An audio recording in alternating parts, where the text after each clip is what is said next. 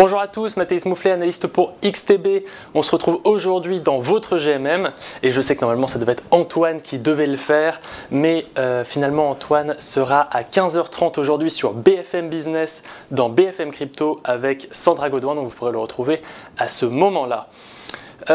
Sur les marchés, qu'est-ce qui se passe aujourd'hui? Eh bien, le CAC 40 a perdu 1,59% hier et aujourd'hui il repère plus de 2%.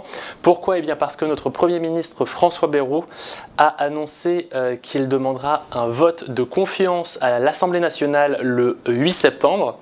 Et le Parti socialiste et le Rassemblement national ont déjà annoncé pour l'instant ne pas voter ce vote de confiance, ce qui ce qui devrait même, s'ils ne le votent pas, entraîner une chute du gouvernement. Le DAX lui perd 0,5% et le Stock 50 perd 0,7%. Hier, le S&P 500 perdait 0,43%, le Nasdaq perdait 0,31%. En Asie ce matin, le Nikkei perd 1,1% et le Hang Seng a perdu 0,72%. Sur le marché obligataire, le 10 ans américain est à 4,304% et le 10 ans allemand, donc le Bund allemand, est à 2,732%. L'indice du dollar était en hausse hier, il est à 98,4 points maintenant. Pour rappel, son ticker c'est l'USD IDX.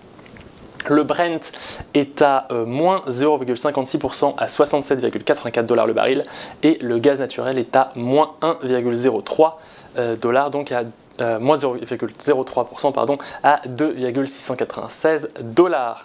Bitcoin est à 110 000$ et l'Ethereum est à 4 415$. Autre annonce, Donald Trump a annoncé le licenciement de Lisa Cook.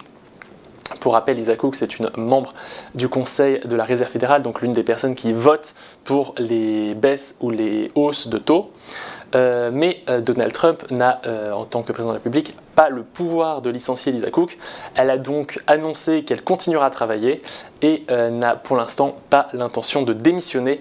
Pour rappel, elle aurait fraudé concernant des prêts hypothécaires.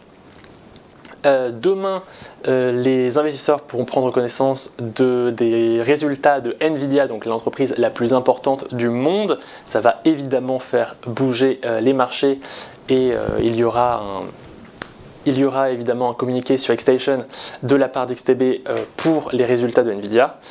Et on va maintenant regarder le calendrier économique d'aujourd'hui. Alors aujourd'hui on aura les commandes de biens durables sans transport et avec transport à 14h30. Donc on est sur du moins 3,9% en mois glissant, ce qui est évidemment assez mauvais, mais bien meilleur que les moins 9,4% du mois précédent. La raison c'est aussi parce que toutes les entreprises ont déjà fait leurs commandes avant les droits de douane pour les biens durables et donc pour l'instant ils sont encore un peu sur leur stock, même s'ils sont moins sur leur stock qu'avant. On aura le membre du FOMC, M. Barkins, qui va parler, et l'indice de confiance des consommateurs à 16h et les stocks de pétrole brut pour les traders de pétrole à 22h40. Alors je voulais aussi vous parler un petit peu de graphique, on va juste se mettre en plein écran. Alors je voulais commencer par le CAC 40 où on avait une belle tendance haussière depuis le 1er août. Qui s'est finalement estompé hier après-midi à l'annonce du Premier ministre. Donc on est passé sous la moyenne à 50 jours. On n'a pas encore eu... donc on n'a pas encore eu de dead cross, pardon. Mais bon, si on reste comme ça pendant quelques heures, ça ne devrait pas tarder. On va voir ce qui va se passer. On n'est jamais à l'abri d'un rebondissement, notamment politique.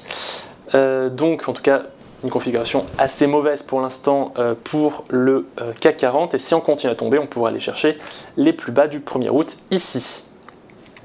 On va aussi regarder un petit peu Ethereum. Alors je vous en avais déjà parlé la dernière fois dans un GMM de la semaine dernière. Donc j'avais tracé cette ligne, ce support oblique ici, en disant que si on passait en dessous, ça risquait d'être mauvais pour l'Ethereum et ça n'a pas ça n'a pas manqué. Donc on est passé en dessous ici, on a réussi à rattraper un petit peu la ligne oblique, et puis finalement on est franchement passé en dessous sur cette bougie et on n'a jamais réussi à revenir. Donc on a une dead cross ici avant de réavoir une golden cross ici. Donc la moyenne mobile à 10 jours est repassée au-dessus de la 50 jours. On a une tendance oblique qui se forme ici et qu'on a commencé à grignoter il y a 16 heures, ce qui est généralement assez mauvais, hein. Donc pour l'instant l'Ethereum essaie de sauver cette tendance, mais si on repasse franchement en dessous, on pourrait aller chercher bien plus bas. Voilà, c'est tout pour moi. J'espère que vous avez appris des choses. Si c'est le cas, n'hésitez pas à liker la vidéo, à vous abonner et à la partager. Et on se retrouve donc avec Antoine cette fois-ci dès demain. Et moi, on se reverra ce week-end avec la vidéo matières premières et fondamentaux. C'est tout pour moi. Merci beaucoup et à bientôt.